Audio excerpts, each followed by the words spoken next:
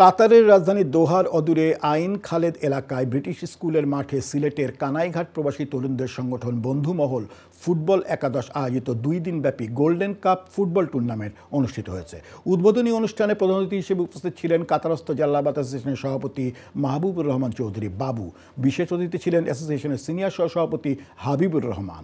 16টি দল নিয়ে ছিল এই আয়োজন। অনুষ্ঠানে সভাপতিত্ব করেন বন্ধুমহল ফুটবল একাদশের সভাপতি সুহেল আহমেদ এবং পরিচালনা করেন সাধারণ সম্পাদক হাসান আহমদ।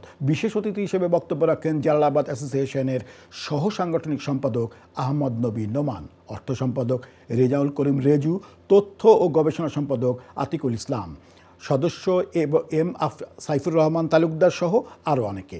শুক্রবার রাত 8টায় সেমিফাইনাল এবং পরে ফাইনাল ম্যাচ শেষে জয়ীদের মধ্যে পুরস্কার বিতরণ করা হয়।